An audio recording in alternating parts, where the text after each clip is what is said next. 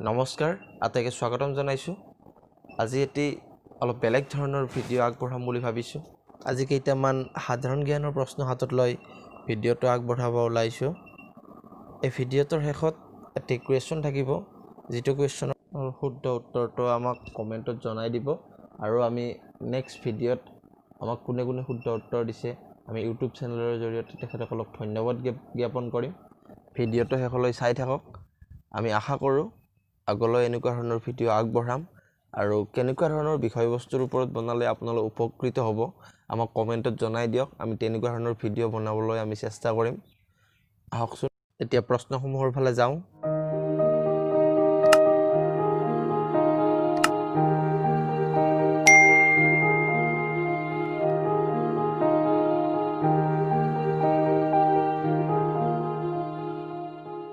প্ৰথম প্ৰশ্নটো আছে প্ৰথম ভাৰত ৰত্ন বিজয়ী মহিলাগৰাকী কোন আছে ইয়াৰে শুদ্ধ উত্তৰ হ'ব ইন্দিৰা গান্ধী আহকচোন ইন্দিৰা গান্ধীৰ বিষয়ে অলপমান কথা জানো ইন্দিৰা গান্ধীৰ সম্পূৰ্ণ নামটো হ'ল ইন্দিৰা প্ৰিয়দৰ্শিনী গান্ধী ইন্দিৰা গান্ধী আমি আটায়ে জানো জৱাহৰলাল নেহৰুৰ জীয়ৰী আছিল তেখেত ভাৰতৰ একমাত্ৰ মহিলা প্ৰধানমন্ত্ৰী তেখেত 1966 চনৰ পৰা 1977 চনলৈ আৰু 1980 চনৰ পৰা 1984 চনলৈ প্ৰধানমন্ত্ৰীৰ দায়িত্বভাৰ লৈছিল ইন্দিৰা গান্ধীয়ে কাৰ্যকালত থাকোতে 31 অক্টোবৰ 1984ত তেখেতৰ বডিগাৰ্ডে তেখেতক গুলিয়াই হত্যা কৰে 2020 চনত টাইম মেগাজিনে যোৱা শতিকাৰ পৃথিৱীৰ 100 গৰাকী প্ৰভাৱশালী মহিলাৰ ভিতৰত ইন্দিৰা গান্ধীক অন্তৰ্ভুক্ত কৰিছে ইয়াৰে পিছৰ প্ৰশ্নলৈ আগবাঢ়িছো মুলা গাভৰু কাৰ পত্নী আছিল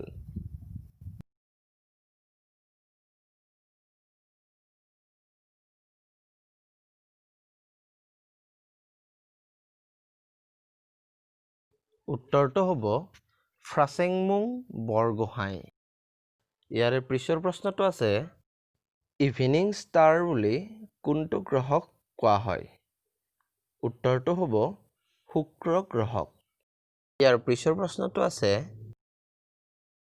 মোৰ সোঁৱৰণী তলৰ কোনজন সাহিত্যিকৰ আত্মজীৱনী হয় ইয়াৰ উত্তৰটো হ'ব পদ্মনাথ গোহাঁই বৰুৱা আহকচোন পদ্মনাথ গোহাঁই বৰুৱাৰ বিষয়ে দুটামান কথা জানো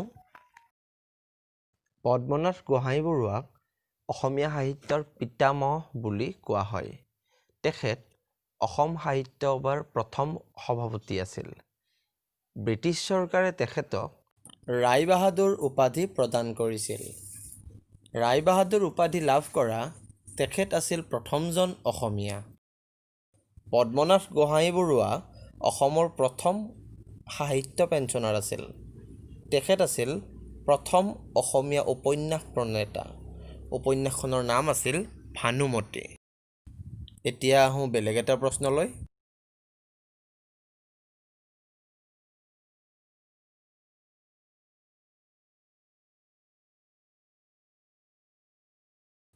ইণ্ডিকা গ্ৰন্থৰ লেখক কোন আছিল উত্তৰটো হ'ব মেগাস্থেনিছ আহকচোন মেগাস্থেনিছৰ বিষয়ে অকণমান জানো আৰু ইণ্ডিকাখনতনো কি আছিল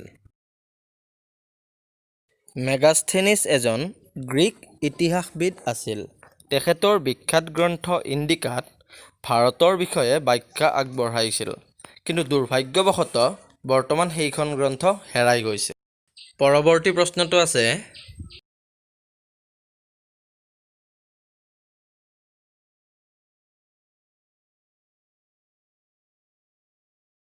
ৰাষ্ট্ৰীয় চলচ্চিত্ৰ বঁটা পোৱা প্ৰথমখন চলচ্চিত্ৰ কি আছিল উত্তৰটো হ'ব চেমচি আই এই চলচ্চিত্ৰখনৰ দুটামান ভাল লগা কথা জানো আহকচোন 1953 চনত মুক্তি পোৱা চেমচি আই এখন মাৰাঠী চিনেমা পৰিচালনা কৰিছিল প্ৰহ্লাদ কেশৱ আত্ৰে তেখেতক আচাৰ্য আত্ৰে বুলিও জনা যায় এই চিনেমাখন সানে গুৰুজী বিখ্যাত উপন্যাস চেমচি আইৰ আধাৰত নিৰ্মাণ কৰা হৈছিল 152 মিনিটৰ এইখন চিনেমাই সেই সময়ত দৰ্শকৰ মাজতো বহুল জনপ্ৰিয়তা লাভ কৰিছিল এতিয়া আহোঁ পৰৱৰ্তী প্ৰশ্নলৈ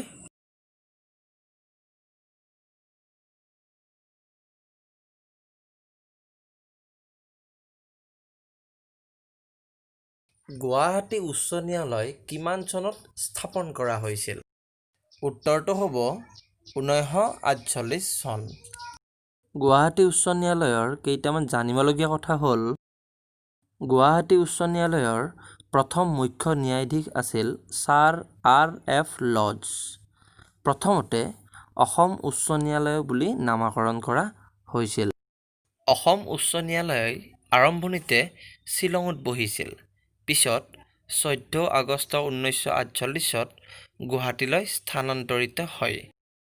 1963 চনৰ 1 ডিচেম্বৰত নাগালেণ্ডখন গঠন হোৱাৰ পিছত অসম উচ্চ ন্যায়ালয়ক নতুনকৈ নামাকৰণ কৰা হয় অসম নাগালেণ্ড উচ্চ ন্যায়ালয় হিচাপে।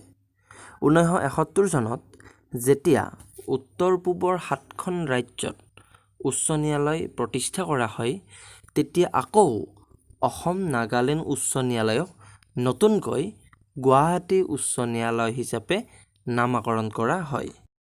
বৰ্তমান গুৱাহাটী উচ্চ ন্যায়ালয়ৰ মুখ্য ন্যায়াধীশ হ'ল অজয় লাম্বা। আৰু এটা ভাল লগা কথা, মুখ্য ন্যায়াধীশৰ অৱসৰৰ বয়স 62 বছৰ। পৰৱৰ্তী প্ৰশ্নলৈ আগবাঢ়িছোঁ। ইউনেস্কোৰ মুখ্য কাৰ্যালয় ক'ত? উত্তৰটো হ'ল পেৰিছত। ইউনেস্কোৰ সম্পূৰ্ণ ৰূপটো হ'ল United nations educational, scientific and cultural organisation, চমুকৈ ইউনেস্কো বুলি কোৱা হয়। গঠন কৰা হৈছিল 1945 চনৰ 4 নৱেম্বৰত। বৰ্তমান ইউনেস্কোৰ 193খন সদস্য ৰাষ্ট্ৰ আছে।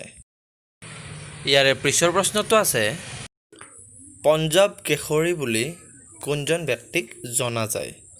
উত্তৰটো হ'ল লালা লাজপত ৰায়। শেষৰ প্ৰশ্নটো হ'ল,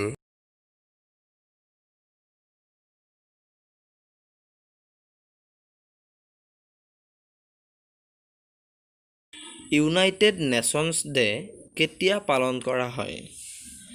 উত্তৰটো হ'ল 24 অক্টোবৰ। বিশ্বত শান্তি আৰু নিৰাপত্তা ৰক্ষাৰ বাবে 1945 চনৰ 24 অক্টোবৰত ৰাষ্ট্ৰসংঘ প্ৰতিষ্ঠা কৰা হয়। ৰাষ্ট্ৰসংঘৰ বৰ্তমান সদস্য ৰাষ্ট্ৰ 193খন। বৰ্তমান ৰাষ্ট্ৰসংঘৰ সচিব প্ৰধান হ'ল এণ্টনিঅ' গুটেৰাছ। তেখেত আছিল পৰ্তুগালৰ প্ৰাক্তন প্ৰধানমন্ত্ৰী। ৰাষ্ট্ৰসংঘৰ মুখ্য কাৰ্যালয় নিউয়ৰ্কত আছে। আপোনালোকৰ বাবে থকা প্ৰশ্নটো হ'ল, ভাৰতীয় মহাকাশ গৱেষণা প্ৰতিষ্ঠানৰ মুখ্য কাৰ্যালয় ক'ত অৱস্থিত? অপশ্যন কেইটা দিয়াই আছে, জম্মু আৰু কাশ্মীৰ, কৰ্ণাটক, নতুন দিল্লী আৰু বাংগালোৰ। আজিলৈ ধন্যবাদ। আশা কৰোঁ ভিডিঅ'টো ভাল পালে। যদি ভিডিঅ'টো ভাল পালে লাইক কৰক, কমেণ্ট কৰক, শ্বেয়াৰ কৰক।